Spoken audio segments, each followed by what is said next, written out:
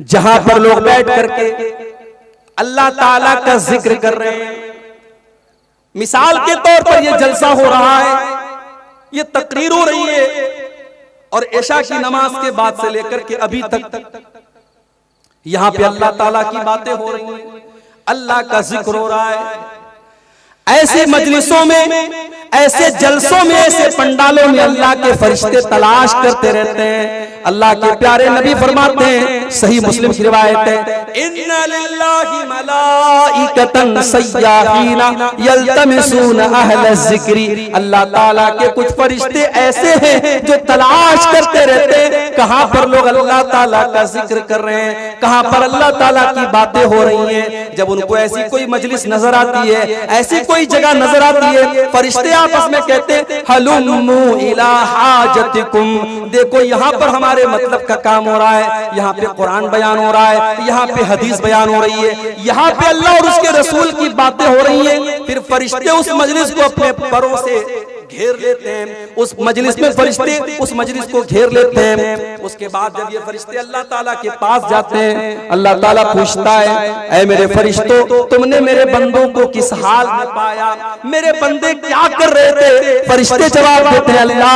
युमज्जिदूनका व यहमदूनका व युकब्बिरूनका। ऐ अल्लाह, तेरे बंदे तेरी बड़ाई बयान कर रहे थे, तेरी बुजुर्गी बयान कर रहे थे, तेरी तकबीर बयान कर रहे थे। ऐ अल्लाह, तेरे बंदे तेरा नाम ले रहे थे। फिर अल्लाह पूछता है, फरिश्तों क्या मेरे बंदों ने मुझे देखा है? फरिश्ते कहते नहीं है अल्लाह, तुझे देखा तो नहीं। कहा है फरिश्तों, अगर मेरे बंदों ने मुझे देखा होता तब क्या करते? कहा अल्लाह, तेरा और नाम लेते, तेरा और जिक्र करते, तेरी और बड़ाई बयान करते। फिर अल्लाह पूछता है, अच्छा मेरे बंदे कुछ मांग रहे थे? कहा अल्लाह, जन्नत मांग रहे थे। अल्लाह पूछता है, मेरे फरिश्तों क्या मेरे बंदों ने जन्नत देखी है? फरिश्ते कहते नहीं अल्लाह, जन्नत देखी तो नहीं। कहा अगर जन्नत देख लेते तो क्या करते? कहा अगर जन्नत देख लेते तो ऐ अल्लाह और ज्यादा जन्नत का सवाल करते, और ज्यादा जन्नत में जाने की कोशिश करते। फिर अल्लाह पूछता है कि ऐ फरिश्तों, क्या मेरे बंदे किसी चीज से मेरी पनाह भी मांग रहे थे? फरिश्ते कहते हाँ अल्लाह, वो तेरी पनाह मांग रहे थे। का किस चीज से पनाह मांग रहे थे? का जहन्नम से पनाह मांग रहे थे। अल्लाह पूछता है, क्या मेरे बंदों ने जहन्नम देखी है? फरिश्ते कहते नहीं है अल्लाह, जहन्नम देखी तो नहीं। कहा अगर जहन्नम देख लेंगे तो क्या होगा? कहा अल्लाह, जहन्नम से और ज्यादा भागेंगे, और ज्यादा दूर हो जाएंगे, और ज्यादा बचने की कोशिश करेंगे।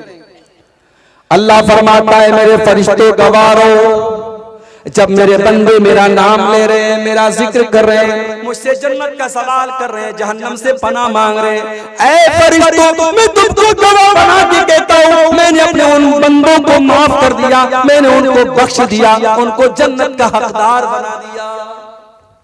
फरिश्ते कहते हैं अल्लाह, उनमें एक आदमी ऐसा भी था जो तेरा जिक्र करने के लिए नहीं बैठा था, जो कुरान और हदीस की बातों को सुनने के लिए नहीं बैठा था, वो तो गुजर रहा था, वो तो वहां से जा रहा था, देखा यहाँ कुरान और हदीस की बातें हो रही हैं, अल्लाह का जिक्र हो रहा है, वो भी बैठ गया। अय अल्लाह ताला, क्या उसकी भी बख्शिश हो जाएगी? क्या उसको भी तू माफ कर देगा? अल्लाह ताला फरमाता है, हुमुल जुलसा ला यशका बिहिम जलीसुहुम। ऐ मेरे फरिश्तों, ये वो मजलिस है जहां पर जो बैठ गया वो बैठ गया, यहाँ पे कोई बदनसीब नहीं है, यहाँ पे मैं सबकी मग़फ़िरत कर दूंगा। जो पहले से बैठा था उसको भी माफ कर दूंगा, जो किसी और काम से आया था और बैठ करके सुनने लगा, मैं उसको भी बख्श दूंगा। तो ये दूसरा काम। आजकल बड़ी तकरीरें हो रही हैं आपके इलाके। अभी कल जो है सोनबरसा में मेरी प्रोग्राम है, वहां भी मेरा खिताब है। फिर 22 तारीख को चरखी में प्रोग्राम है, वहां पर भी मुझे खिताब करना है। 23 तारीख को हत्ती दियारा क्या नाम है, वहां पर भी प्रोग्राम है, हतिया दियारा वहां पर भी है। तो करीब करीब में 8-10 किलोमीटर की रेंज में बहुत सारे प्रोग्राम हो रहे हैं। अब हमारे बहुत सारे भाई कहते हैं अरे यार हाँ, कल 28 को हाजीपुर में है, और इसी तरीके से कई एक प्रोग्राम है आपके इलाके में। अब बहुत सारे लोग कहते हैं अरे मौलवी साहब कितनी तकरीर सुनेगा भाई, क्या पता जिन्नात गुजर रहे थे, अल्लाह के नबी कुरान पढ़ रहे थे, जिन्नात ने सुना और ईमान ले आए। कभी कभी कोई एक तकरीर, कोई एक बात हमारे दिल की दुनिया बदल सकती है मेरे भाई। इसलिए तकरीरों में जाओ। और ये चंदे के प्रोग्राम होते हैं, अल्लाह ने आपको माल दिया है, कब्रिस्तान का आज के जलसे में कब्रिस्तान के लिए चंदा हो रहा है, कहीं और मदरसे के लिए होता है, आप जाएंगे, जो भी अल्लाह ताला ने हैसियत दी, 1000, 5000, 10,000, 1 लाख, जो भी आप दे सकते हैं देंगे, वो अलग आपको सवाब मिलेगा। इसलिए मेरे भाइयों, दीनी मजलिसों में जाने से भी अल्लाह ताला के फरिश्तों की रहमत हमें मिलती है। तो ये 2 चीजें होती। नंबर 3, कुरान करीम की तिलावत करने से भी फरिश्ते उतरते हैं। दलील क्या है? दलील बुखारी और मुस्लिम की हदीस है। अल्लाह के प्यारे नबी सल्लल्लाहु अलैहि वसल्लम के एक सहाबी हैं, नाम उनका क्या था? उसैद इब्ने हुज़ैर। उसैद बड़ा प्यारा नाम है। उसैद का मतलब समझते हो? शेर का बच्चा, शेर का बच्चा पैदा हो, ये नाम रखो, प्यारा नाम है उसैद। उसैद इब्ने हुज़ैर कुरान पढ़ रहे थे, सूरह बकरा, और उनका मासूम बच्चा यहया वहीं पर बैठा हुआ था, और एक घोड़ा खूंटे से बंधा हुआ था। हजरत उसैद इब्ने हुज़ैर रज़ी अल्लाह ताला अन्हु सूरह बकरा की तिलावत करने लगे। घोड़ा बिदकने लगा, घोड़ा भागने लगा, ये चुप हो जाते, घोड़ा चुप हो जाता, घोड़ा रुक जाता, ये कुरान पढ़ने लगते, घोड़ा फिर से बेचैन होने लगता। हजरत उसैद कहते मैं डर गया, कहीं घोड़ा मेरे बच्चे को कुचल न दे, मेरा बच्चा वहीं पर था। मैंने जल्दी से बच्चे को उठाया और फिर मैंने घोड़े के ऊपर आसमान में देखा। मैंने देखा कि एक बहुत बड़ी बदली नजर आ रही है, एक बहुत बड़ी आसमान में बदली नजर आ रही है जिसमें रोशनियां चमक रही हैं। मुझे बात समझ में नहीं आई। जब सुबह हुई, मैंने अल्लाह के प्यारे नबी जनाब मोहम्मद रसूलुल्लाह सल्लल्लाहु अलैहि वसल्लम को ये वाक़या सुनाया। आपने फरमाया, इक़रा या हुज़ैर, इक़रा इब्न हुज़ैर, ऐ इब्न हुज़ैर, जब तू कुरान पढ़ रहा था तो तुझको और पढ़ना चाहिए था, तुझको और पढ़ना चाहिए था। मैंने कहा अल्लाह के नबी, मैं डर गया, मेरा मासूम बच्चा वहीं पर बैठा था, मैं डर गया कि घोड़ा बेचैन हो रहा है, घोड़ा बिदक रहा है, कहीं घोड़ा मेरे बच्चे को रौंद न दे। और मैंने आसमान में देखा तो बदली थी, आसमान में एक साइबान था और उसमें रोशनियां चमक रही थी। अल्लाह के प्यारे रसूल सल्लल्लाहु अलैहि वसल्लम फरमाया कि ऐ उसैद इब्न हुज़ैर, वो आसमान की बदलियां क्या थी, क्या तुम जानते हो? कहा नहीं है अल्लाह के नबी, मैं नहीं जानता। आपने फरमाया वो अल्लाह के फरिश्ते थे। जब तुम कुरान पढ़ रहे थे, अल्लाह के फरिश्ते तुम्हारी कुरान की तिलावत को सुन रहे थे, और अगर तुम पढ़ते रहते तो फरिश्ते सुनते रहते, और सुबह हो जाती तो फरिश्तों को आम लोग भी देख लेते। अगर तुम पढ़ते रहते तो फरिश्ते वहां पर बैठ करके तुम्हारी तिलावत की आवाज सुनते रहते। पता ये चला कि जब हम कुरान पढ़ते हैं तो कुरान पढ़ने से भी फरिश्ते उतरते हैं और फरिश्ते हमारी कुरान की तिलावत को सुनते हैं। इसलिए मेरे भाइयों, आज तो हालत क्या है, आज हालत क्या है हमारी? अपने नौजवानों से पूछना चाहता हूं, मोबाइल के बगैर कितनी देर रह सकते हैं? मोबाइल स्विच ऑफ हो जाए, बैटरी खत्म हो जाए तो नौजवान ऐसा बेचैन हो जाता है जैसे परिंदे का पर कतर दिया जाए। जब तक मोबाइल में चार्जिंग ना हो जाए, मोबाइल ऑन ना हो जाए, और ये पता न चल जाए मेरे स्टेटस को कितने लोगों ने देखा, मेरे फेसबुक की पोस्ट को कितने लोगों ने लाइक किया, कितने लोगों के मिस कॉल आए, कितने लोगों के मैसेज आए, तब तक नौजवान को चैन नहीं मिलता। मेरे नौजवान भाइयों, कभी सीने पर हाथ रख करके ये भी देखो और गौर करो, आखिरी बार आपने कुरान कब उठाया? आखिरी बार आपने कुरान को कब हाथ लगाया था? शायद कितने नौजवान होंगे, शायद, मैं यकीन के साथ नहीं कहता, शायद उन्होंने आखिरी बार रमजान में कुरान को छुआ था, उसके बाद जरूरत नहीं पड़ी है। ताकों में सजाया जाता हूँ, हाथों में उठाया जाता हूँ, पढ़ पढ़ के सुनाया जाता हूँ, आंखों में लगाया जाता हूँ। कुरान शिकायत कर रहा है, ओ लोगों, तुम मुझे आंखों से लगा करके चूमते हो, रेशम के कपड़े में लपेट के रख देते हो, लेकिन मेरी तिलावत नहीं करते, मेरे ऊपर गौर नहीं करते, मुझे समझने की कोशिश नहीं करते। मेरे प्यारे साथियों, आपका कोई दोस्त आपको मैसेज करे और आप मोबाइल में उसके मैसेज को इग्नोर कर दें, उसके मैसेज को नजरअंदाज कर दें, आपका दोस्त आपसे नाराज हो जाएगा, तूने मेरे मैसेज को देख करके क्यों इग्नोर कर दिया? ये कुरान भी तो अल्लाह ताला का मैसेज है, ये कुरान भी तो अल्लाह ताला का पैगाम है। हमारे घर में कुरान रखा हुआ है। मेरी माओ बहनों, मेरे भाइयों, हम 5 मिनट भी 24 घंटे में कुरान के लिए नहीं निकालते। कितने बड़े जालिम हैं। दूसरों को जालिम बाद में कहो, पहले ये सोचो हम कितने बड़े जालिम हैं। कुरान के साथ हमने कितनी नाइंसाफी की है। कुरान पढ़ा करो मेरे भाई, कुरान पढ़ने से नेकी भी मिलेगी, बरकत भी मिलेगी। अभी परसों जुमा का दिन है, जुमा के दिन थोड़ा सा टाइम निकालो, 15 मिनट 20 मिनट में सूरह कहफ पढ़ लो। अल्लाह के प्यारे हबीब फरमाते हैं जो जुमा के दिन सूरह कहफ पढ़ता है, अगले जुमा तक अल्लाह ताला उसको एक नूर अता करता है, एक रोशनी अता करता है। भाई 15 मिनट कुरान पढ़ो, एक हफ्ते के लिए आपको बरकत मिलेगी, अल्लाह की तरफ से नूर मिलेगा।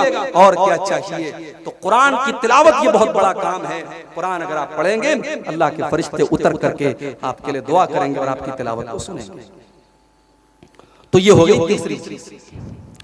चौथी चीज जिसको करने से फरिश्ते उतरते हैं, किसी मदरसे में जाओ और जाकर के देखो हाफिज जी और मौलवी साहब बैठ करके कुरान पढ़ा रहे हैं और 20, 25, 50 बच्चे बैठ करके कुरान पढ़ रहे हैं। जिस मजलिस में कुरान पढ़ा जाता है, पढ़ाया जाता है, वहां पर भी अल्लाह ताला के फरिश्ते उतरते हैं। सही मुस्लिम की रिवायत, अल्लाह के प्यारे नबी फरमाते हैं मजतमा कौमुन फी बैतिन मिन बुयूतिल्लाहि व यतदारसूनहु बैनहुम। जब अल्लाह ताला के कुछ बंदे बैठ करके कुरान की तिलावत करते हैं, कुरान को पढ़ते हैं, कुरान को पढ़ाते हैं, इल्ला नज़लत अलैहिमुस सकीना व गशियतहुमुर रहमा व हफ़्फ़तहुमुल मलाइका व ज़करहुमुल्लाहु फी मन इंदहु। जब अल्लाह के बंदे कुरान को पढ़ते और पढ़ाते, ऐसी मजलिस के ऊपर सुकून नाजिल होता है और अल्लाह की रहमत उनको ढांप लेती है और अल्लाह के फरिश्ते ऐसी मजलिस को घेर लेते हैं और अल्लाह ताला ऐसी मजलिस का जिक्र अपने दरबार में करता है, अल्लाह ताला फरिश्तों के बीच में करता है। मेरे प्यारे साथियों, कुरान पढ़ने वाले बन जाओ, कुरान पढ़ाने वाले बन जाओ। आज साइंस पढ़ाने वाले टीचर और साइंस पढ़ाने वाले, ट्यूशन पढ़ाने वाले की सैलरी 2000 है और इंग्लिश पढ़ाने वाले को 5000 दिया जा रहा है और कुरान पढ़ने वाले मौलवी को 500 रुपया देने के लिए लोग तैयार नहीं है। वो लोगों, हमने कुरान की वैल्यू को बहुत घटा दिया, हमने कुरान की कीमत को बहुत हल्का कर दिया। अरे कुरान के पढ़ने वाले का मकाम तो ये है, अल्लाह के प्यारे नबी फरमाते हैं खैरुकुम मन तअल्लमल कुरान व अल्लमहु। तुम में सबसे बेहतरीन इंसान वो है जो कुरान को सीखे और सिखाए। कुरान को सीखने और सिखाने वाले को कभी हकीर मत जानो। मदरसे के ये बच्चे बड़ी कुर्बानी के बाद हाफिज और आलिम बनते हैं। इज्जतदार और खुददार सिर्फ आप नहीं है, वो बच्चे भी हैं। बाप का लाडला है, वो मदरसे में आया है। बहुत सारे मदरसे वहां मतबक का इंतजाम नहीं है, गांव में चादर बंदी हुई है। बच्चा टिफिन लेता है घर घर, फकीरों की तरह घर घर टिफिन में ले जाके खाना लेता है। क्या बच्चे का दिल अंदर से नहीं कहता ये तू क्या कर रहा है? मगर बाप ने भेजा है कि तुझे आना है तो कुरान का हाफिज बन के आना है, आलिम बन के आना है। अपनी गैरत और खुददारी को कुर्बान करके वो बच्चा मेरे भाइयों घरों से जाके जाके करता है। और कितने मदरसों में जहां मतबक का इंतजाम है, वहां भी खाना कैसा बनता है। कभी जाओ, आप लोग तो शेरशाबादी लोग माशाअल्लाह बड़ा तेल मसाला खाने वाले लोग हैं। जब हम यहाँ पे खाना आता है तो लोग कहते हैं मुझे साहब झोल लेंगे, झोल और झोल ले लीजिए, झोल पर झोल डालते रहते हैं। वो मदरसों में आपको झोल नहीं मिलेगा मेरे भाई, पानी की जैसी दाल मिलेगी, बगैर छिला हुआ आलू मिलेगा। और हमारे दौर में, अब हालात हम नहीं बता सकते मौजूदा वक्त में, हमारे दौर में जब हम पढ़ते थे मदरसे में, इम्तिहान के मौके पर, मैं तो हॉस्टल में नहीं रहता था, आता जाता था, लेकिन इम्तिहान के मौके पर जब मैं हॉस्टल में रहता था तो देखता था कि नाश्ते में जो चना मिलता था तो वो चना इम्तिहान के मौके पर वो है मसालेदार मिलता था और बाकी साल में वो बिल्कुल सादा और सिंपल मिलता था। तो हमारे बंगाल के और झारखंड के बच्चे क्या करते थे, वो अलग से उसमें जो है बहुत सारी चीजें मिक्स करके चावल डाल के उसको जो है पकाते थे, बनाते थे। तो बड़ी कुर्बानियां देते हैं मेरे भाई, तब जाके आलिम बनते हैं। इसलिए कुरान के इन हाफिजों की कदर करो, इन आलिमों की कदर करो, इनको हकीर मत समझो मेरे भाई। आपकी नजर में ये हकीर होंगे। कितने मदरसे हैं बेचारे, निजामिया मदरसे वाले मुझे लोग बताते हैं मौलवी साहब 5000 तनख्वाह है। महंगाई के इस दौर में एक लेबर, एक मजदूरी करने वाले की भी डेली की उसकी मजदूरी कम से कम 400-500 रुपया है मेरे भाई। 5000 रुपया महीने पर ये मौलवी काम कर रहा है। और कितने मदरसों में ये मुदर्रिस अपनी तनख्वाह जब तक खुद चंदा करके न लाए तब तक बेचारे को तनख्वाह नहीं मिल सकती। मदरसे का मैनेजमेंट कर जाओ, अपनी तनख्वाह खुद लेकर के आओ, वो बेचारा दौड़ धूप करके चंदा करके लाता है, तब ये मदरसे चलते हैं। बड़ी कुर्बानियों से ये मदरसे चल रहे हैं मेरे भाई। कुरान पढ़ाया जा रहा है, कुरान पढ़ा जा रहा है वहाँ। इन मदरसों को हकीर मत जानो मेरे भाई। अल्लाह के प्यारे नबी फरमाते हैं, खैरुकुम मन तअल्लमल कुरान व अल्लमहु, तुम में सबसे बेहतरीन इंसान वो है जो कुरान को सीखता और सिखाता है। कितनी चीजें होंगी? 4 चीजें होंगी। नंबर 5, पांचवा ऐसा अमल जिसके करने पर फरिश्ते उतरते हैं। बहुत सिंपल काम बता रहा हूं। रात में बिस्तर पे सोने जाओ तो आयतल कुर्सी पढ़ लिया करो। आयतल कुर्सी अगर आप बिस्तर पे सोने के टाइम पढ़ेंगे तो क्या होगा? आइए वो हदीस भी आपको सुना देता हूं। अबू हुरैरा रज़ी अल्लाह ताला अन्हु फरमाते हैं, अल्लाह के प्यारे हबीब ने मुझे सदक़े फित्र के गल्ले की रखवाली का जिम्मेदार बनाया। इसका मतलब यह हुआ कि सहाबा के दौर में सदक़े फित्र गल्ला में दिया जाता था। इसलिए पैसे में, जो उलमा कहते हैं पैसे में दिया जाए, पैसे में दिए जाने की गुंजाइश हो सकती है, मगर अफजल और बेहतर ये कि गल्ले में दिया जाए। तो गल्ला 2-3 दिन पहले ही आ जाता था और हजरत अबू हुरैरा उस गल्ले की रखवाली करते थे। वो कहते हैं कि एक दिन मैंने रात में देखा कि एक चोर आया और अनाज की बोरी में से, गल्ले की बोरी में से अनाज निकालने लगा। मैंने हाथ पकड़ा, मैंने कहा क्या कर रहा है? उसने कहा भाई मैं मजबूर आदमी हूं, मेरे बच्चे भूखे मर रहे थे, मैं बड़ी मजबूरी में ये अनाज निकाल रहा हूं। हजरत अबू हुरैरा को तरस आ गया, कहा अच्छा चला जा, आइंदा ये काम मत करना। चला गया। दूसरा दिन फिर आया, हजरत अबू हुरैरा कहते फिर वही चोर चोरी करने के लिए आया और गल्ले में से अनाज निकालने लगा बोरी में से। मैंने फिर हाथ पकड़ा और मैंने कहा कि आज मैं तुझे नहीं छोड़ूंगा, मैं तुझे अल्लाह के रसूल के पास लेके जाऊंगा। उसने कहा छोड़ दीजिए, बहुत मजबूरी थी, मैंने बहुत मजबूरी में ये कदम उठाया है, मैं ऐसा नहीं करना चाहता था, मेरे बच्चे भूखे मर रहे हैं इसलिए मैं आया। हजरत अबू हुरैरा को तरस आ गया, कहा अच्छा ठीक है जाओ। तीसरे दिन फिर वही चोर आया और फिर हजरत अबू हुरैरा ने उसका हाथ पकड़ा और कहा बेटा आज तो तुझको नहीं छोड़ूंगा, आज मैं जरूर अल्लाह के रसूल के पास तुझको लेके जाऊंगा। उस चोर ने कहा अबू हुरैरा अगर आप मुझे छोड़ दे तो मैं आपको एक बहुत कीमती बात बताने वाला हूं। कहा बताओ क्या बात है? कहा अबू हुरैरा जब आप रात में बिस्तर पे सोने जाएं तो आयतल कुर्सी पढ़ लिया करें। जब आप आयतल कुर्सी पढ़ के सोएंगे ला यक़रबुका शैतानुन, तो कोई शैतान आपके करीब नहीं आएगा।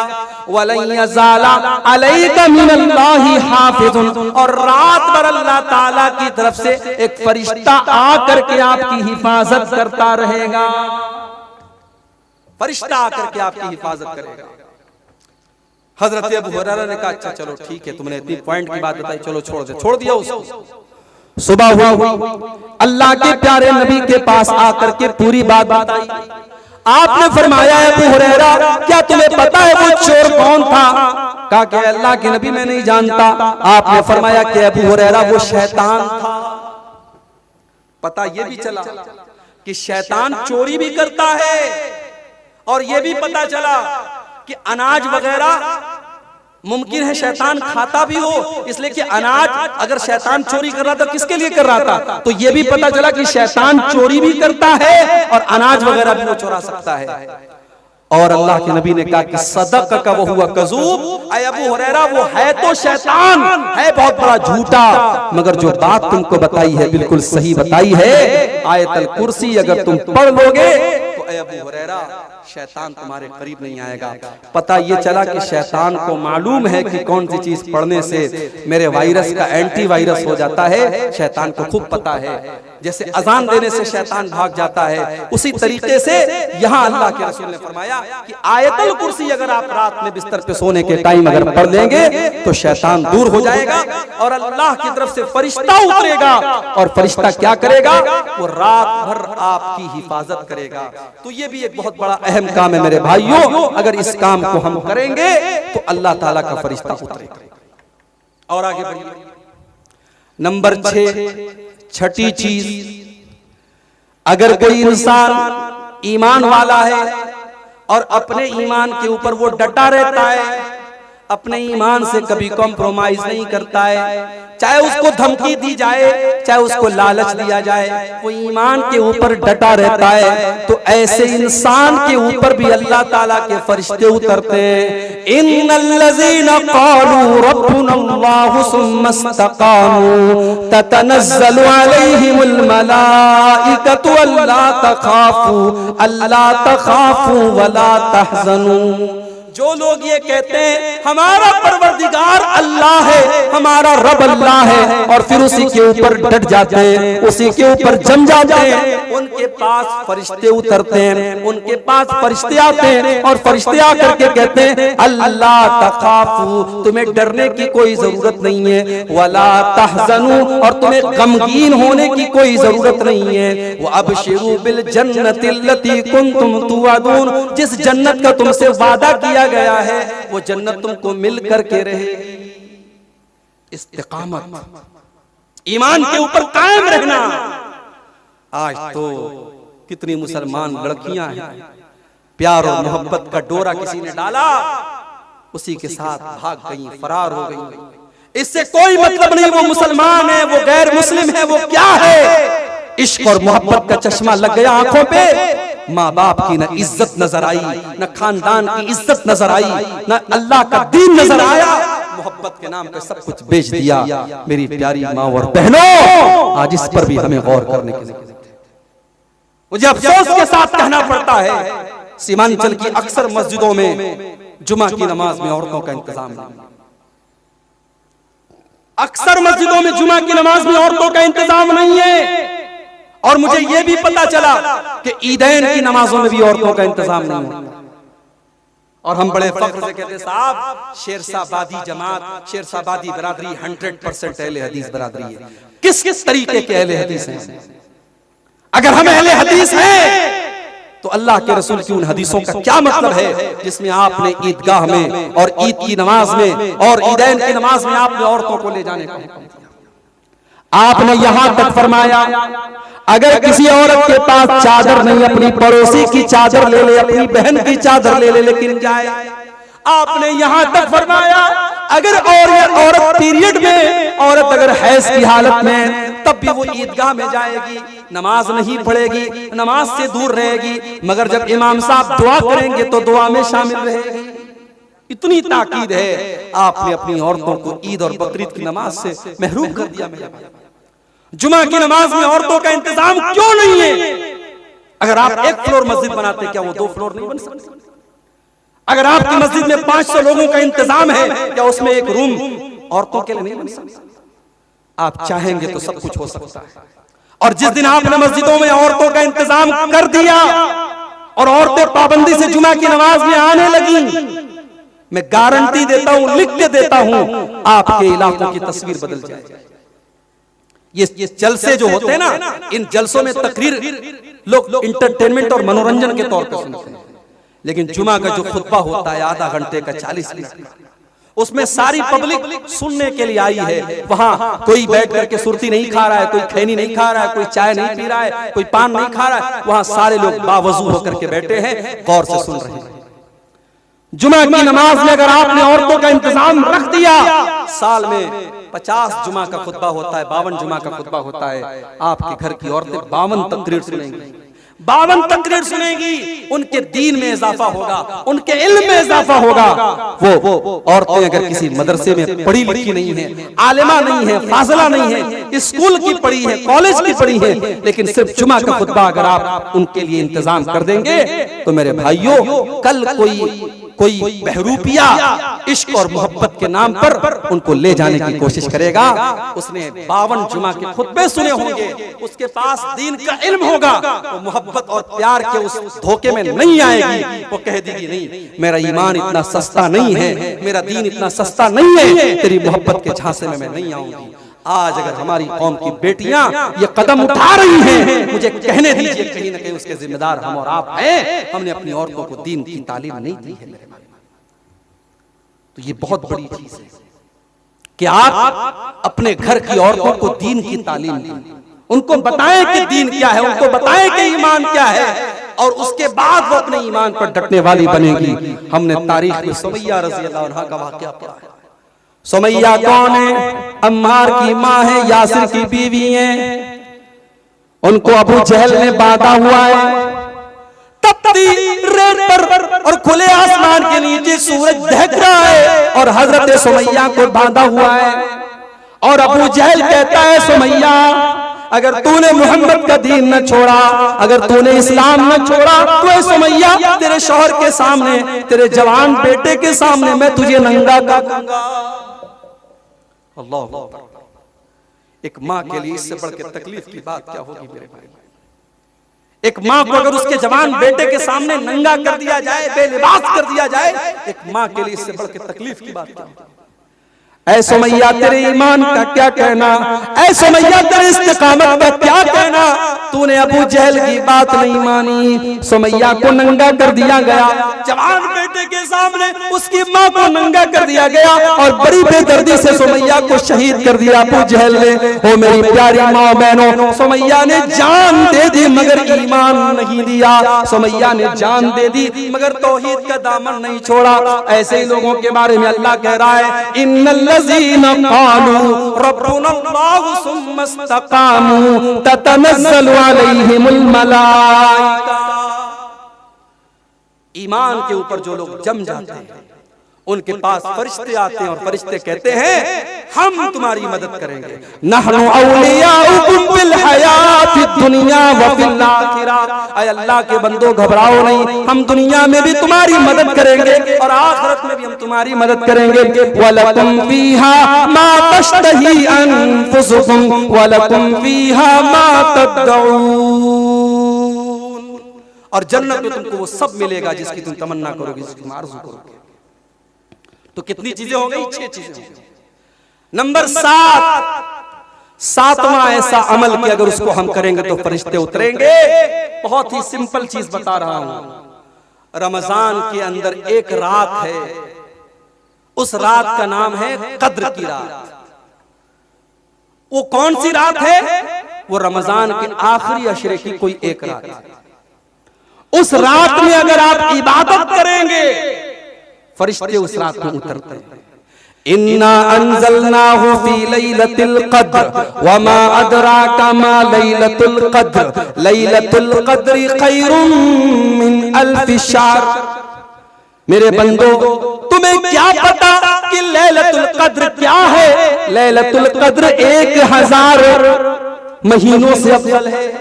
कैलकुलेटर पे कैलकुलेट कर लो, 1000 में 12 से अगर आप भाग देंगे तकरीबन 84 आता है। एक रात इबादत करेंगे आप, 84 साल की इबादत का सवाब आपको मिलेगा। एक रात की इबादत 5 घंटे की, 6 घंटे की इबादत का सवाब 84 साल के बराबर आपको मिलेगा। और अल्लाह फरमाता है तनज़्ज़लुल मलाइकतु वर्रूहु फीहा बिइज़्नि रब्बिहिम मिन कुल्लि अम्र। उस रात में अल्लाह के फरिश्ते उतरते हैं, उस रात में जिब्रील अमीन उतरते हैं, जिब्रील उतरते हैं और अल्लाह के फरिश्ते उतरते हैं। तो मेरे भाइयों, उस रात में हम और आप इबादत करें। रमजान का आखिरी अशरा आता था, हदीस के अल्फाज हैं, अम्मा आयशा फरमाती हैं अल्लाह के प्यारे नबी सल्लल्लाहु अलैहि वसल्लम अपने घर वालों को भी जगाते थे और खुद भी जागते थे और घर वालों को भी रात भर इबादत करवाते थे, खुद भी इबादत करते थे। तो शबे कद्र में हम और आप इबादत करेंगे तो अल्लाह के। अच्छा, शबे कद्र का नाम शबे कद्र क्यों पड़ा? कद्र का मतलब होता है कोई चीज तंग पड़ जाए, कोई चीज बहुत टाइट हो जाए, उसको अरबी में कद्र कहते हैं। उलमा ने लिखा है कि शबे कद्र का नाम शबे कद्र इसीलिए पड़ा, इतने फरिश्ते उतरते हैं कि आसमान तंग पड़ जाता है, आसमान छोटा पड़ जाता है, हर तरफ फरिश्ते ही फरिश्ते होते हैं, इसलिए उस रात का नाम लैलतुल कद्र पड़ गया। मेरे भाइयों, शबे कद्र में हम और आप इबादत करें, इंशाअल्लाह फरिश्ते उतरेंगे और फरिश्तों की दुआ हमें और आपको मिलेगी। कितनी चीजें होंगी? 7। नंबर 8, 8वां ऐसा अमल कि अगर उसको हम करेंगे तो फरिश्ते उतरेंगे और हमें दुआ देंगे। जुमा के दिन मस्जिद में पहले आना। ये भी हमारे देहात में मैं देखता हूं माहौल नहीं। 12:30 बजे जुमा का खुतबा हो रहा है। पाकुड़ में एक बार मैं जुमा पढ़ाने गया, 12:30 बजे जुमा का खुतबा था और मैं जब मस्जिद में जाने लगा, एक आदमी को देखा बनियाइन पहन करके लुंगी रख के जा रहा है। मैंने कहा कहाँ जा रहे हो? बोला नहाने जा रहा हूं। जुमा का खुतबा स्टार्ट होने वाला है, अभी वो नहाने जा रहा है। इसका मतलब कि जुमा की आपकी नजर में कोई वैल्यू नहीं है, जुमा का कोई अहमियत उसकी नहीं है, उसका कोई महत्व नहीं है। याद रखो मेरे भाई, अल्लाह के नबी फरमाते हैं, बुखारी और मुस्लिम की रिवायत है, इज़ा काना यौमुल जुमाती वक़फ़तिल मलाइकतु अला बाबिल मस्जिद, जब जुमा का दिन आता है अल्लाह के फरिश्ते मस्जिद के दरवाजे पर खड़े हो जाते हैं और जो जितना पहले आता है उसका उतना ज्यादा सवाब लिखते हैं। जो सबसे पहले आता है उसको अल्लाह की राह में ऊंट की कुर्बानी का सवाब मिलता है। जो उसके बाद आता है उसको गाय की कुर्बानी का सवाब मिलता है। जो उसके बाद आता है उसको दुम्बा की कुर्बानी का सवाब मिलता है। जो उसके बाद आता है उसे अल्लाह की राह में मुर्गा की कुर्बानी का सवाब मिलता है। जो उसके बाद आता है उसे अल्लाह की राह में अंडा देने का सवाब मिलता है। लेकिन जब इमाम साहब आते हैं और खुतबा शुरू हो जाता है, अल्लाह के नबी फरमाते हैं, तवऊ सुहुफहुम, फरिश्ते अपने रजिस्टर को बंद कर देते हैं। फरिश्ते अपने रजिस्टर को बंद कर देते हैं, फरिश्ते अपने रजिस्टर को लपेट देते हैं। वह समय जिक्रा, और फरिश्ते भी जुमा का खुतबा सुनने लगते हैं। कितने बदनसीब हैं वो लोग जो इमाम का खुतबा शुरू होने के बाद मस्जिद आते हैं। अल्लाह के फरिश्ते सवाब लिखने के लिए मस्जिद के गेट पर खड़े हुए हैं, सवाब लिख रहे हैं, और हम इतने बड़े बदनसीब हैं, हमें सवाब नहीं चाहिए, हम सवाब से अपने आप को महरूम कर रहे हैं। मेरे भाइयों, कोशिश करो जुमा के दिन पहले मस्जिद में आने की, सारे काम को पहले निपटा दो। आधा घंटा पहले, 1 घंटा पहले, जितना पहले हो सके आ जाओ। जो जितना पहले आएगा उसको उतना ज्यादा सवाब मिलेगा। तो जुमा के दिन पहले आने पर भी फरिश्तों की दुआएं मिलेगी और फरिश्तों का सवाब हमें और आपको मिलेगा। अब कितनी चीज हो गई? 8 हो गई। नंबर 9, नवीं चीज, अपने मुसलमान भाई की पीठ के पीछे उसके लिए दुआ करना। अपने मुसलमान भाई की गैर मौजूदगी में उसके लिए दुआ करना, इससे भी फरिश्ते की दुआ आपको मिलेगी। अल्लाह के प्यारे नबी सल्लल्लाहु अलैहि वसल्लम फरमाते, मा मिन अब्दिन मुस्लिमिन यदउ li अखीहि बिज़हरिल गईब, जब भी बंदा अपने मुसलमान भाई के पीठ के पीछे उसके लिए दुआ करता है, जब अपने मुसलमान भाई की पीठ के पीछे दुआ करता है, उसके बगल में एक फरिश्ते को अल्लाह ताला मुकर्रर कर देता है, और ये जो भी दुआ करता है फरिश्ता कहता है आमीन। मिसाल के तौर पर आपने अपने भाई के हक में दुआ की, आय अल्लाह तू मेरे भाई को सेहत दे दे, फरिश्ता कहता है आमीन व लका बिमिस्ली, और फरिश्ता कहता है तेरी भी सेहत अल्लाह अच्छी कर दे। आप दुआ करते, आय अल्लाह मेरे भाई के कारोबार में बरकत दे दे, फरिश्ता कहता है आमीन अल्लाह तेरे कारोबार में भी बरकत दे दे। मेरे प्यारे साथियों, जिस दुआ पर फरिश्ता आमीन कह दे और फरिश्ता भी उस दुआ में शामिल हो जाए, सोचो उस दुआ की अहमियत कितनी ज्यादा है। अपने मुसलमान भाई की पीठ के पीछे उसके लिए दुआ किया, सामने से नहीं, यहाँ तो सामने से हो रही है, सामने से लोग दुआ करवाते हैं, पीठ पीछे, वो सामने नहीं है, मौजूद नहीं है, पीठ पीछे अगर आप दुआ करेंगे तो अल्लाह के प्यारे नबी सल्लल्लाहु अलैहि वसल्लम ने फरमाया कि उस दुआ का की बरकत ये होगी कि फरिश्ता आपके लिए दुआ करेगा। तो कितनी चीजें हो गई? 9 चीजें।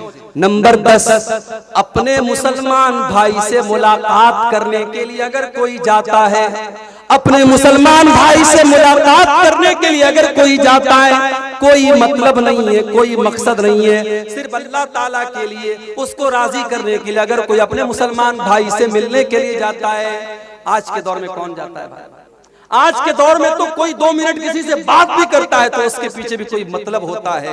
अल्लाह के प्यारे नबी सल्लल्लाहु अलैहि वसल्लम फरमाते हैं, अन्ना रजुलन ज़ारा अखन लहू, एक मुसलमान अपने भाई से मिलने के लिए जा रहा था, अल्लाह ताला ने रास्ते में एक फरिश्ते को भेज दिया।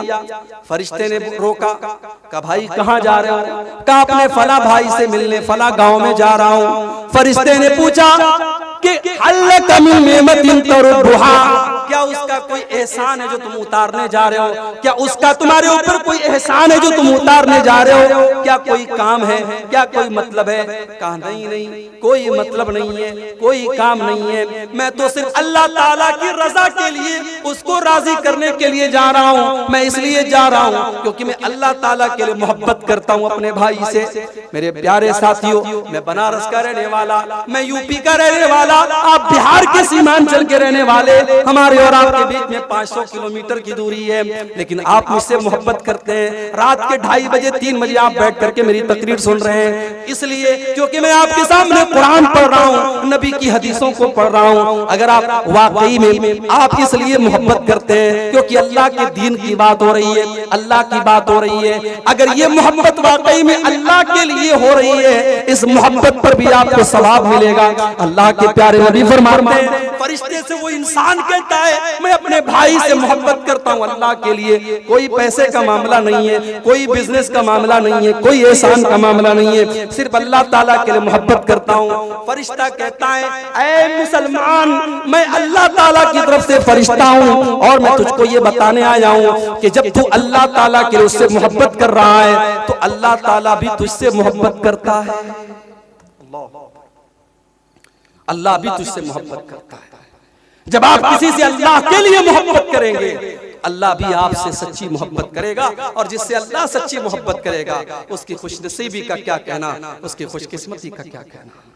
तो मेरे भाइयों, ये 10वीं चीज अगर इस पर हम अमल करेंगे, इंशाअल्लाह अल्लाह के फरिश्ते उतरेंगे और हमारे लिए जो है वो हमें खुशखबरी सुनाएंगे और हमारी अल्लाह ताला की हमारी बख्शिश की दुआ करेंगे।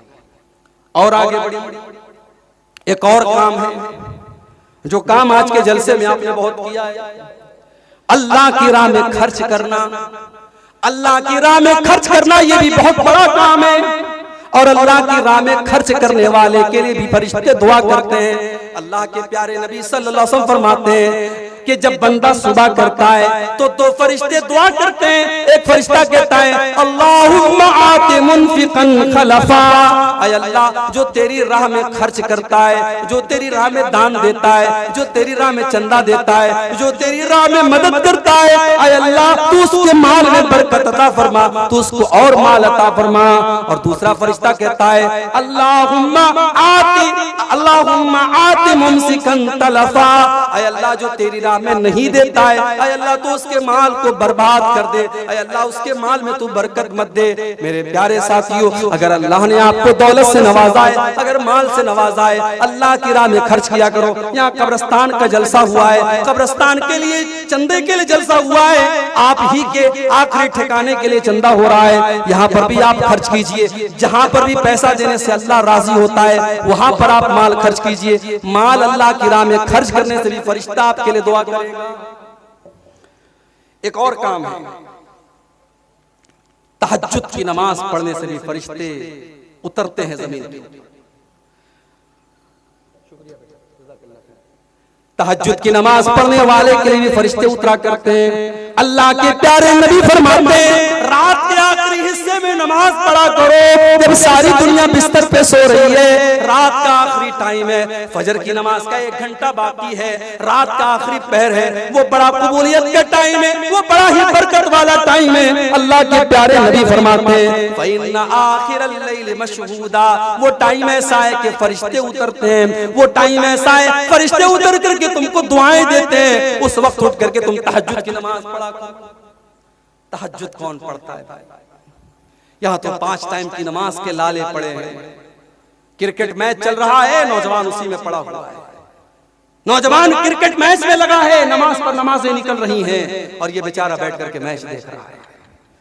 मेरे नौजवान साथियों, 5 टाइम की नमाज तो पढ़ना ही है। रात के आखिरी हिस्से में उठ करके जब दुनिया वाले बिस्तर पे सोए पड़े हो, उस वक्त उठ करके कोई अल्लाह की बारगाह में जब तहज्जुद की नमाज पढ़ता है, ये नमाज अल्लाह को बहुत प्यारी है, ये नमाज अल्लाह को बहुत पसंद है। आप जुमा के दिन जब मस्जिद में जाते हैं और फजर की नमाज पढ़ते हैं, तो फजर की नमाज में पहली रकात में इमाम साहब अल्लाह के रसूल की सुन्नत के मुताबिक पहली रकात में सूरह सजदा पढ़ते हैं। सूरह सजदा की आयत भी आप सुनते होंगे, ततजाफा जुनूबुहुम अनिल मसा अज़वाज यदऊना रब्बहुम खौफन व तमा व मिम्मा रज़क़नाहुम युनफ़िक़ून।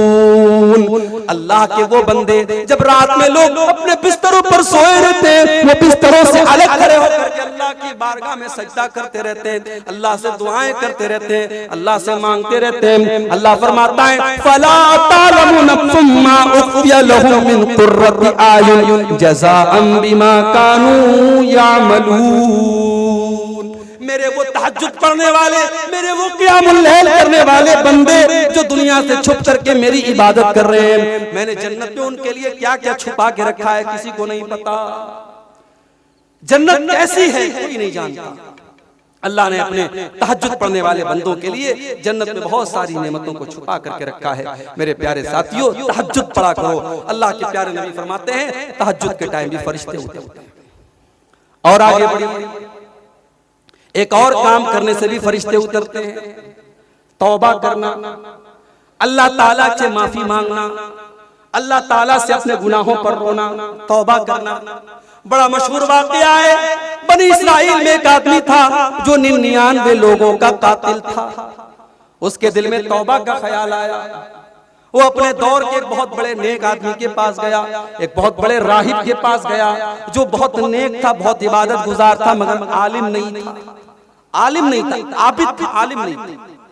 वो 99 लोगों का कातिल उसके पास गया और कहा कि भाई मैंने 99 लोगों का मर्डर किया है, मैं तौबा करना चाहता हूँ, मैं अल्लाह से माफी मांगना चाहता हूँ, हल्ली मिन तौबा, क्या मैं तौबा कर सकता हूँ? उसने कहा नहीं नहीं, इतने बड़े जालिम 99 लोगों का खून तुमने बहाया, नहीं नहीं, तुम्हारी तौबा कबूल नहीं हो सकती। ये फतवा सही था कि गलत था? बोलो भाई, गलत छीलो कि सही छीलो? गलत छीलो। इसलिए क्योंकि वो आलिम नहीं था, फतवा दे रहा था लेकिन आलिम नहीं था। आज भी बड़े बड़े मुफ्ती आपको इंटरनेट पर मिल जाएंगे। Ask me brother, ask me brother, पूछो मुझसे, पूछो। अबे तेरे पास है क्या कि तुझसे पूछें? पैंट कोट पहन लिया, स्टेज पर आ गए, टोपी लगा ली तो तुम मुफ्ती बन गए? मुफ्ती एक बड़ी जिम्मेदारी का काम है मेरे भाई। बड़े बड़े उलमा हमारे झारखंड के बहुत बड़े आलिम थे, अल्लाह बरी करे, रहमत करे, अल्लाह मगफरत करे, इंतकाल हो गया। अल्लामा अब्दुल अजीज हक्कानी रहमतुल्लाह अलैह बहुत बड़े आलिम थे, मुफ्ती थे, वो वाकई में मुफ्ती थे। पूरी जिंदगी उन्होंने पढ़ने पढ़ाने में गुजारी। यहाँ तो 4 किताबें आदमी पढ़ता है और माइक हाथ में ले लेता है और कहता है पूछो भाई मैं जवाब दूंगा। मुफ्ती बनना बच्चों का खेल नहीं है मेरे भाई, फतवा देना बच्चों का खेल नहीं है। इसलिए मैं कहता हूँ आलिम का काम जाहिल को मत दो मेरे भाई, जो काम आलिम का है वो आलिम से। उस 99 लोगों के कातिल ने गलत आदमी से फतवा पूछा। वो आलिम नहीं था, राहिब था, बहुत बड़ा इबादत गुजार था, मगर आलिम नहीं था। कहा तेरी तौबा नहीं कबूल होगी। उसने कहा जब मेरी तौबा कबूल नहीं होगी तो चलो 99 लोगों का कत्ल किया, एक और कत्ल कर देता हूं। उसने सेंचुरी पूरी करी, 100 लोगों को कत्ल कर दिया, उसको भी मार डाला। फिर उसका दिमाग खराब हो गया, उसको भी मार डाला। फिर कुछ दिनों के बाद फिर उसके दिल में दिल नरम पड़ गया। देखो 100 लोगों के कातिल के दिल में भी तौबा का ख्याल आ रहा है। इसलिए हमारा कोई भाई अगर गलत काम कर रहा है तो ये ना सोचे कि मैं तौबा करूंगा तो मेरी तौबा कबूल होगी कि नहीं, मैं तो सुधर नहीं सकता। अरे अल्लाह से सच्ची तौबा करो।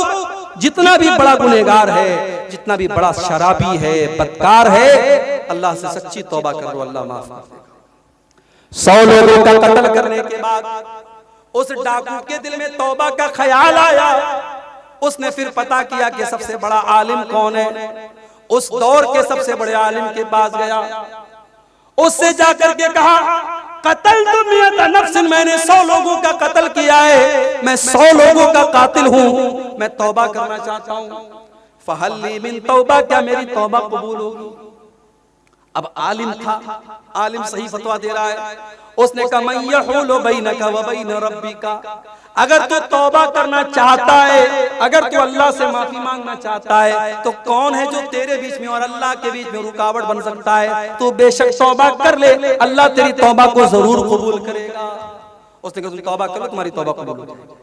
उसने कहा मुझे तौबा करने के लिए क्या करना पड़ेगा? कहा ये गाँव छोड़ना पड़ेगा, ये बस्ती छोड़नी पड़ेगी, ये बुरे लोगों की बस्ती है, ये चोरों की बस्ती है, ये डाकुओं की बस्ती है। पता ये चला जहां बुराई बहुत ज्यादा होने लगती है वहां पे इंसान का तौबा करना भी खतरे से खाली नहीं होता है। जहां बेनमाजी ज्यादा होंगे वहां इंसान को एहसास ही नहीं होगा मैं गुनाह कर रहा हूं। जहां नमाजी ज्यादा होंगे वहां अगर 2-4 लोग बेनमाजी रहेंगे उनको शर्म लगेगी, यार पूरा गांव नमाज पढ़ रहा है मैं नहीं पढ़ रहा हूं। जहां शराबी ज्यादा रहेंगे वहां शराब पीने वाले को कोई खास बुरा नहीं लगेगा, लेकिन जहां सब लोग शराब से दूर है वहां कोई शराब पिएगा, नशे की हालत में होगा तो लोगों को बुरा लगेगा।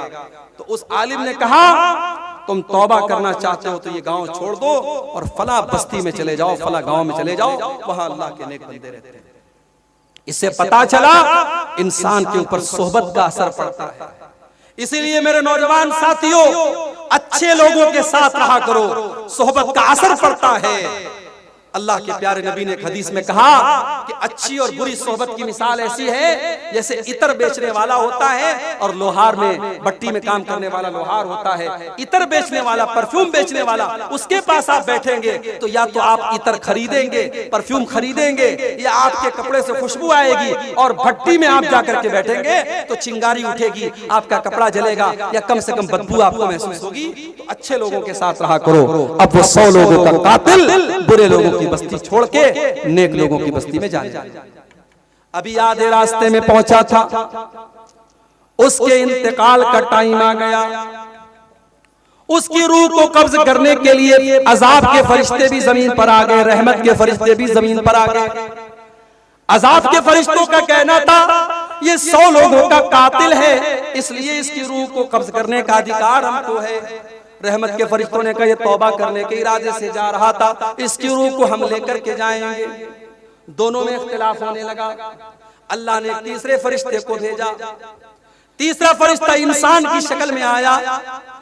इन दोनों को झगड़ते देखा, कहा क्या बात है भाई? कहा मैं अजाब का फरिश्ता हूं, ये रहमत का फरिश्ता है, और ये इंसान जो मरा है ये 100 लोगों का कातिल है, और ये मसला हमारे साथ है।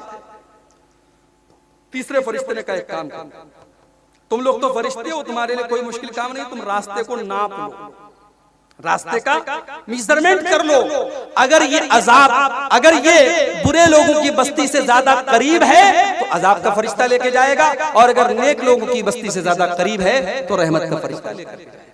अल्लाह के रसूल सल्लल्लाहु अलैहि वसल्लम फरमाते, बुखारी के अल्फाज है, फरिश्तों ने रास्ते को नापा तो वो इंसान सिर्फ एक बालिश, ये जो हमारे पंजे का नाप है, इसको आपके क्या बोलते हैं?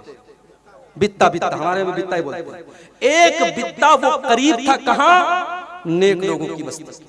एक बित्ता, सिर्फ एक बित्ता करीब था, यानी अगर एक बित्ता पहले वो मरा होता तो वो अजाब का फरिश्ता लेके जाता। वो एक बित्ता करीब था नेक लोगों की बस्ती के, रहमत का फरिश्ता उसको लेकर के गया। इस हदीस से ये मसला भी पता चला कि अगर इंसान सच्ची तौबा करेगा तो रहमत का फरिश्ता उसको लेकर के जाएगा। दुआ करो अल्लाह हम सबको जिंदगी में सच्ची तौबा करने की तौफीक अता फरमाए। मेरे भाइयों, मौत का कोई ठिकाना नहीं है। पिछले 2 महीनों में बनारस में मेरे अपने जानने वालों में 10 लोग कैंसर के मरीज पाए। 10 लोग कैंसर के मरीज पाए गए, और कैंसर का मर्ज इतना खतरनाक है कि जिस मरीज को पता चल जाए कि मुझे कैंसर है वो बेचारा तो आधा तो वैसे ही मर जाता है। इलाज और ट्रीटमेंट तो बड़ी बात की बात है। 10 लोगों को मैंने देखा है और 10 में से 3 लोगों का इंतकाल हो चुका है। कोई गारंटी नहीं है कब किसको क्या हो जाए। मेरे भाइयों, जिंदगी के जितने लम्हे हमें मिले हैं, अल्लाह से सच्ची तौबा कर लो मेरे भाइयों। आखिरी चीज बयान कर रहा हूं, 15वीं चीज जिस पर फरिश्ते अल्लाह के उतरते हैं। अगर कोई इंसान इल्म तलब करने के लिए निकलता है, इल्म दीन हासिल करने के लिए निकलता है, उसके लिए भी फरिश्ते उतरते हैं। अल्लाह के प्यारे नबी फरमाते हैं, मन सलक तरीक़न यल्तमिसु फीही इल्मन सहलल्लाहु लहु बिही तरीक़न इलल जन्ना। जो इंसान इल्म दीन हासिल करने के लिए जाता है वो जन्नत के रास्ते पे निकलता है। व इन्नल मलाइकता, और फरिश्ते, अल्लाह के नबी फरमाते हैं फरिश्ते अपने परों को बिछा लेते हैं तालिबे इल्म के लिए। फरिश्तों को पसंद आता है कि बेचारा ये इल्म दीन सीखने जा रहा है। व इन्नल आलिम ला यस्तगफिरु लहु मन फिस समावाति वल अर्ज़, और आलिम के लिए आसमान और जमीन की सारी मखलूकात उसकी मग़फ़िरत की दुआ करती हैं। यहाँ तक कि पानी के अंदर जो मछलियां होती हैं वो भी आलिम के लिए दुआ करती है, अल्लाह ये तेरे दीन का आलिम है, ये कुरान और सुन्नत का जानकार है, अल्लाह इसको माफ कर दे। मछलियां भी उसके लिए दुआ करती हैं। और उलमा नबियों के वारिस हैं। नबी अपने बाद माल छोड़ के नहीं जाते, पैसा छोड़ के नहीं जाते। नबियों की वरासत इल्म होती है और ये इल्म की वरासत उलमा को मिली है। इसलिए मेरे भाई उलमा की कद्र करो, तलबा की कद्र करो, और जो सही मानों में आलिम है फरिश्ते उससे खुश होते हैं और फरिश्ते उसको दुआ देते हैं। ये चंद चीजें मैंने आपके सामने बयान की। ये कोई भाई का सवाल आया है कि आपने तकरीर के दौरान कहा कि पाक होकर सोना चाहिए, तो क्या पाक से मुराद वजू करना है? वजू को हर पाक होना कहते हैं, इसलिए बरेलवी लोग कहते हैं कि वजू करके कुरान को छूना चाहिए। तो कुरान को चूमना कैसा है दलील के साथ? जो समाज में चल रहा, अगर वो गलत है और आप इसको गलत नहीं कहेंगे तो ये समाज वही करेगा। अच्छा, तो पहला ये सवाल है कि जो हदीस में आया है कि पाक होकर के सोना है, तो क्या उससे मुराद वजू करके सोना है? बिल्कुल उससे मुराद वजू करके सोना है, और ये तो अल्लाह के रसूल की सुन्नत भी थी। यहां तक कि अगर इंसान जनाबत की हालत में, मान लो इंसान ने बीवी से मुलाकात की और रात में वो गुस्ल नहीं कर रहा है, जरूरी नहीं रात में गुस्ल करे, कर ले तो अच्छी बात है, फजर के पहले पहले गुस्ल करना जरूरी है, रात ही में करना जरूरी नहीं। तो अगर इंसान जनाबत की हालत में है तब भी अल्लाह के रसूल की सुन्नत है कि वो वजू करके सोए। हालांकि उस वजू का कोई मतलब नहीं है, उस वजू के जरिए आदमी नमाज नहीं पढ़ सकता, मगर वजू करके सोए। तो यहाँ पाक से मुराद वजू करके ही सोना है। कोशिश यही की जाए कि आदमी वजू करके सोए। अच्छा, कुरान को छूने के लिए वजू होना जरूरी है या नहीं, इस मसले में उलमा का इख्तिलाफ है। उलमा का एक ग्रुप कहता है कि कुरान छूने के लिए बावजू होना जरूरी है, और उलमा का दूसरा ग्रुप कहता है बावजू होना जरूरी नहीं, पाक होना जरूरी है। पाक का मतलब इंसान नापाक ना हो, गुस्ल उसके ऊपर वाजिब ना हो, अगर वजू नहीं है तब भी छू सकता है। अब दोनों में मजबूत बात किसकी है? तो मजबूत बात उसी की है जो ये कहते हैं कि बावजू होना जरूरी नहीं। अफजल तो है अगर आप वजू करके कुरान को छुए, बेस्ट है, बेहतर है, लेकिन अगर वजू नहीं है तब भी आप कुरान को छू सकते हैं। हाँ, अगर जनाबत की हालत में है तो नहीं छूना चाहिए, यानी अगर आपके ऊपर गुस्ल वाजिब है तब नहीं छूएंगे जब तक कि आप पाक ना हो जाए। और औरत अगर हैज की हालत में है तो वो भी डायरेक्ट हाथ नहीं लगाएगी, वो दस्ताने से या दुपट्टे वगैरह से छुएगी, डायरेक्ट नहीं छुएगी। कुरान को चूमने की जहां तक बात है, मेरे इल्म में कोई ऐसी खास दलील मौजूद नहीं कि कुरान को चूमा जाए, लेकिन बहरहाल एक एहतराम के तौर पे अगर कुरान को चूमा जाता है तो चूमा जा सकता है, उसमें कोई हर्ज की बात नहीं। कुरान बहरहाल अल्लाह ताला का कलाम है और एक काबिल एहतराम चीज है। तो जैसे सहाबे किराम अल्लाह के नबी का हाथ वगैरह चूमते थे, चूंकि अल्लाह के नबी का एहतराम करते थे, तो कुरान को बतौर एहतराम हम चूम सकते हैं, लेकिन इसको कोई यानी बिल्कुल जरूरी समझना ये मुनासिब नहीं है। शेख, एक सवाल कमेटी की तरफ से है। कब्रिस्तान हम लोग बना लिए 2 साल पहले, इससे पहले किसी को अपने दरवाजे में किसी को कहीं दिया हुआ है, अगर उसको मुंतकिल करना चाहे तो कर सकते हैं कि नहीं? हदीस कुरान बिल्कुल किया जा सकता है। बहुत सारे उसकी सूरत, बहुत सारे वाकयात सीरत में मिलते हैं कि कब्र के अंदर किसी को दफन किया गया तो उस कब्र को दूसरी जगह मुंतकिल किया। तो उसकी सूरत यही है कि अब मान लीजिए कि जहाँ पे कब्र है वहाँ पे खुदाई करके उस कब्र के जो भी बाकियात हैं, जो भी हड्डियाँ वगैरह हैं, उनको पूरे एहतराम के साथ किसी कपड़े वगैरह में रख करके, अगर पॉसिबल हो तो कफन का कपड़ा ले लीजिए और उसी कफन के कपड़े में रख करके उसको एहतराम के साथ दूसरी जगह जहाँ कब्रिस्तान है वहाँ पे दफन कर दीजिए। बस यही सूरत है, उसमें और कुछ नहीं चाहिए। ठीक है, बिल्कुल बिल्कुल आ सकते हैं, लेकिन जो जगह कब्रिस्तान के नाम पर वक्फ हो वहां ऐसा नहीं कर सकते। अब जैसे किसी ने अपने मकान में किसी को दफन कर दिया, अब वहां पे बंटवारा हुआ, अब वो जगह किसी एक भाई के हिस्से में आई, उसको तकलीफ हो रही है, कब्र के ऊपर वो मकान बना नहीं सकता, मुनासिब भी नहीं है, तो वहां वो ट्रांसफर कर सकता है। लेकिन अगर किसी खानदान वाले ने अपनी एक पर्सनल कब्रिस्तान बना ली कि हमारे यहाँ जो भी मरेगा यही दफन होगा, अब वो जगह कब्रिस्तान हो गई, अब उसको नहीं इंसान मुंतकिल करेगा। ठीक है, शुक्रिया। हमारे बिहार में 1 या 2 महीने की तनख्वाह रोक लिया जाता है, ये कहाँ तक सही है? कोई दुखी मौलवी है बेचारा, नहीं रोकना चाहिए भाई, हैं? बहुत दुख है। तनख्वाह रोकना ये जाहिर है कि जुल्म है। अल्लाह के रसूल की हदीस है, आतुल अजीर अजरहु क़ब्ल अन यजिफ़ा अरक़ुहु, मजदूर की मजदूरी पसीना सूखने के पहले दे। तो भाई 1 महीने में तो पसीना सूख ही जाता है, उसने 1 महीना पढ़ा लिया है, काम कर लिया है, उसकी तनख्वाह दे देनी चाहिए। हाँ, कभी कोई मजबूरी आ गई और बजट नहीं है, बहुत दिक्कत है, अलग बात है। कहीं कहीं पैसा होता है और लोग नहीं देते, वो बिल्कुल गलत है, जुल्म है, ऐसा नहीं करना चाहिए। और क्या सवाल है? हमारे यहाँ ईद की नमाज मस्जिद में होती है और एक औरत खुतबा और नमाज पढ़ाती है, कहाँ तक सही? एकदम गलत, बिल्कुल गलत। कोई दलील नहीं मिलती कि औरत ईद की नमाज पढ़ाए या औरतों की जमात अलग।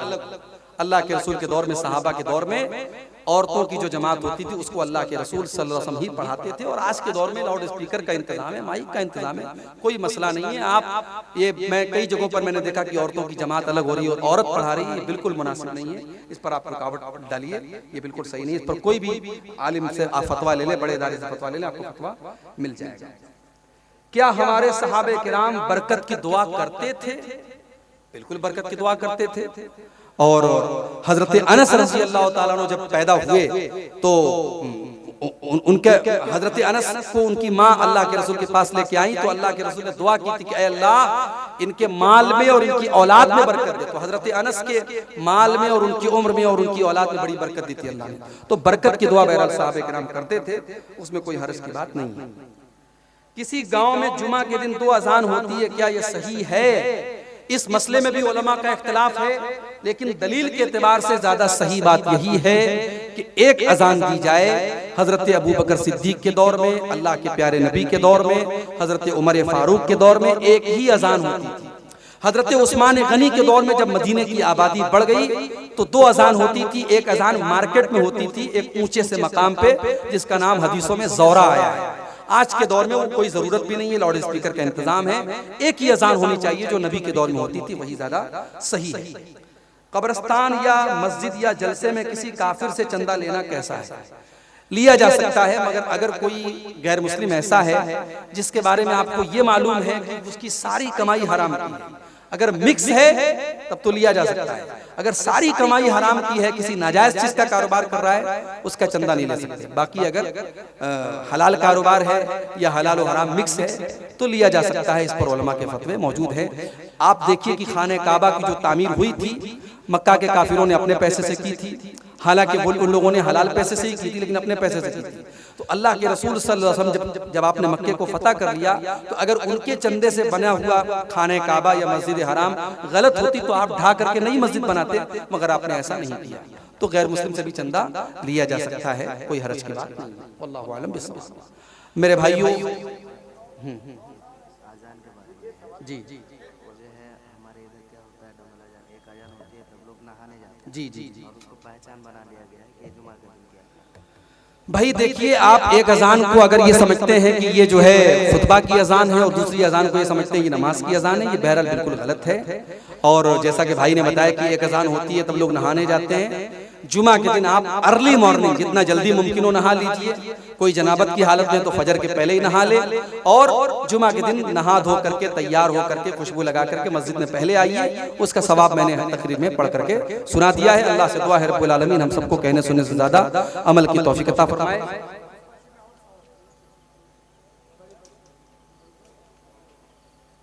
हमें जिंदा कर।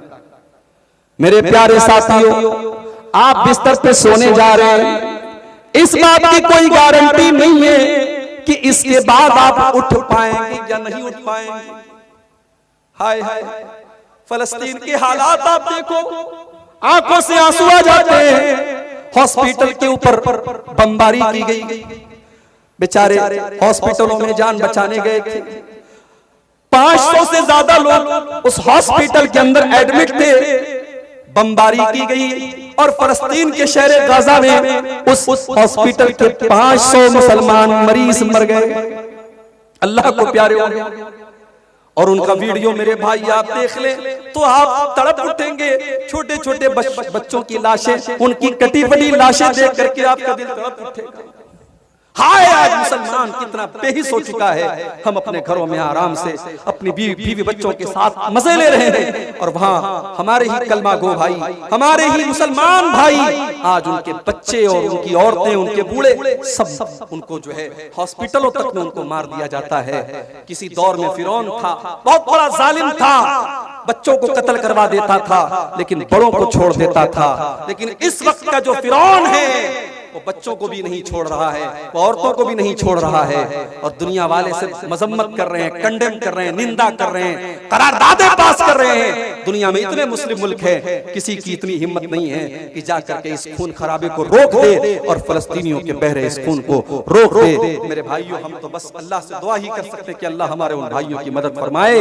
मेरे भाइयों, हम और आप बिस्तर पे सोने जाते हैं तो ये उस उम्मीद में जाते हैं कि सुबह सो करके उठेंगे, मगर फलस्तीन का हमारा मुसलमान भाई जब सोता है तो इस बात की कोई गारंटी नहीं होती कि रात में न जाने कौन सा हमला होगा और कौन सा रॉकेट आएगा और कौन सा मिसाइल आएगा और उनके पूरे घर को तबाह कर देगा और उनकी लाश बिछ जाएगी। मेरे भाइयों, उनके घरों के मलबे के आगे बैठकर एक 8 साल के बच्चे ने आयतल कुर्सी पढ़ी है। वो वीडियो भी देख करके हमें हैरत होती है कि उस कौम के बच्चे आज भी अल्हम्दुलिल्लाह उन्होंने अपने घर को खोया है, अपने माँ बाप को खोया है, अपनी जानें गंवाई है, मगर अपना ईमान नहीं खोया है। हमें अल्लाह की जात से पूरा यकीन है उन मासूम बच्चों की जानें बेकार नहीं जाएंगी, उन शहीदों का खून बेकार नहीं जाएगा और एक दिन अर्ज़ फलस्तीन उन जालिमों के पंजे से नजात पाएगी और मस्जिद अक्सा उन जालिमों के पंजे से आजाद होगा इंशाअल्लाह। मेरे भाइयों, हम बिस्तर पे सोने जा रहे हैं, ये दुआ पढ़ रहे हैं कि ऐ अल्लाह, मैं अपने आप को तेरे हवाले कर रहा हूं।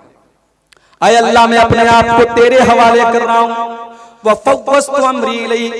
ऐ अल्लाह, मैं अपना सब कुछ तेरे सुपुर्द करके सोने जा रहा हूँ। वो अलजातु ज़हरी इलैक। ऐ अल्लाह, मैं तेरी तरफ पीठ लगा करके सोने जा रहा हूँ। रग़बतन व रहबतन इलैक। ऐ अल्लाह, मैं तुझी से उम्मीद रखता हूँ, तुझी से डरता हूँ। ला मलजा वला मंजा मिनका इल्ला इलैक। ऐ अल्लाह, जिसको तू पनाह न दे उसको कोई पनाह देने वाला नहीं, जिसको तू नजात न दे उसको कोई नजात देने वाला नहीं। आमनतु बिकिताबिकल लज़ी अंज़लता। ऐ अल्लाह, मैं तेरी किताब के ऊपर ईमान रखता हूँ जो किताब तूने उतारी है। व बिनबिय्यिकल लज़ी अरसलता, और मैं तेरे नबी के ऊपर ईमान रखता हूँ जिस नबी को तूने दुनिया में भेजा है। ये दुआ सिखाई आपने और कहा कि है बरा, रात में बिस्तर पे सोने जाओ, वजू करके आओ, दाहिनी करवट लेट जाओ, ये दुआ पढ़ो और इसको अपनी आखिरी बात बना लो। इसके बाद बातचीत मत करो। फ़इन मुत्ता मुत्ता अलल फित्रा, अगर उसी हालत में तुम्हारी मौत आ गई तो तुम जन्नत में चले जाओगे, क्योंकि तुम्हारा खात्मा तौहीद के ऊपर होगा, तुम्हारा खात्मा ईमान पर होगा, तुम्हारा खात्मा फितरत पर होगा। तो ये पहला काम हमें करना है, करेंगे इंशाअल्लाह। रात में बिस्तर पे जब भी सोने जाएं तो बस सिंपल है कि वजू करके जाएं और ये दुआ अगर याद कर सकते हो 2-4 बार याद कर लें। अच्छा, जब हजरत बरा इब्न आज़िब को नबी अकरम सल्लल्लाहु अलैहि वसल्लम ने ये दुआ सिखाई तो वो रिपीट करने लगे, वो दोहराने लगे। कभी इस पर भी गौर कीजिए, सहाबा के दौर में मोबाइल नहीं था, टेप रिकॉर्डर नहीं था। सहाबा ने अल्लाह के नबी से सुना और सुन करके याद किया और याद करके फिर उम्मत को बताया। ये कोई मामूली काम नहीं था। ज्यादातर सहाबा पढ़े लिखे नहीं थे, लिखना नहीं जानते थे। उन्होंने अल्लाह के नबी से जो कुछ सुना उसको याद किया और याद करके हमें और आपको सिखाया है। मेरे प्यारे साथियों, आज तो हमारे पास मोबाइल है, रिकॉर्डर है, सब कुछ कैमरा है, हम रिकॉर्ड कर सकते हैं। मगर आप देखिए, सहाबा अल्लाह के प्यारे नबी की बातों को सुनते थे और फौरन याद करते थे। हजरत बरा इब्न आज़िब कहते हैं, जब अल्लाह के प्यारे नबी ने ये दुआ सिखाई तो मैं इस दुआ को दोहराने लगा, मैं रिपीट करने लगा और जब मैं दोहराने लगा तो पूरी दुआ मैंने सही पढ़ी। एक जगह छोटी सी मिस्टेक कर दी। क्या मिस्टेक की मैंने? अल्लाह के रसूल सल्लल्लाहु अलैहि वसल्लम ने जो दुआ सिखाई थी उसमें अल्फाज क्या थे? वबे नबी की कल्लज़ी अरसलता, नबी की जगह रसूल का लफ्ज मेरे मुंह से निकल गया और मैंने कहा वबे रसूल कल्लज़ी अरसलता। इतना सुनना था। अल्लाह के प्यारे नबी ने कहा, ऐ बरा, खबरदार, जो अल्फाज मैंने सिखाए हैं वही अल्फाज तुम्हें पढ़ना है। पता ये चला कि हमें दुआ में भी अपनी मर्जी से इजाफा नहीं करना है, हमें दुआ भी वही पढ़ना है जो प्यारे नबी ने सिखाई है। अजान के बाद की दुआ जो हम पढ़ते हैं, अल्लाहुम्मा रब्ब हाज़िहि दावति ताम्मा वस्सलातिल काइमा आति मुहम्मदनिल वसीलता वल फदीला व बअसहु मक़ामम महमूदन लज़ी वअदता। इस दुआ में भी कुछ लोग मिलावट करते हैं और इसमें एक लफ्ज बढ़ा देते हैं व दरजतर रफिया, और दुआ के लास्ट में क्या बढ़ा देते हैं? इन्नका ला तुखलिफुल मियाद। इस दुआ के अंदर ये इजाफा सही नहीं है। मेरे भाइयों, दीन नबी की बातों का नाम है, दीन नबी की पैरवी का नाम है। हम जब दुआ में अपने मन से इजाफा नहीं कर सकते तो शरीयत में अपने मन से इजाफा कैसे कर सकते हैं? दीन की तबलीग करना बहुत अच्छा काम है, मगर 3 दिन के लिए, 7 दिन के लिए, 40 दिन के लिए लोग अपना घर छोड़ दें, और जो घर छोड़े वो आलिम भी नहीं है, उसके पास खुद इल्म नहीं है, उसको खुद इल्म की जरूरत है, वो जाके लोगों को तबलीग कर रहा है। तबलीग का ये तरीका सही नहीं है। और आपके सीमांचल में अगर कुछ लोग इस तरीके से आपकी मस्जिदों में आके तबलीग कर रहे हैं तो कम से कम आप अपनी जमात के जिम्मेदारों को बताइए और ऐसी एक्टिविटी को आप अपने इलाकों में होने मत दीजिए। मेरे भाइयों, हम तबलीग के खिलाफ नहीं हैं, मगर तबलीग सबसे पहले अकीदे की होनी चाहिए, तबलीग सबसे पहले तौहीद की होनी चाहिए, और तबलीग और दावत का काम उलमा करें, जाहिलों के हाथ में इसकी कमांड नहीं होनी चाहिए। तो ये पहली चीज है कि अगर इस पर हम अमल करेंगे तो फरिश्ते उतरेंगे। अल्लाह के नबी ने फरमाया, रात में बिस्तर पे अगर सोने के पहले वजू करके सोया जाए तो इंशाअल्लाह इससे फरिश्ते उतरेंगे और आपके लिए दुआ करेंगे। 15 चीजों में से पहली चीज। दूसरी चीज,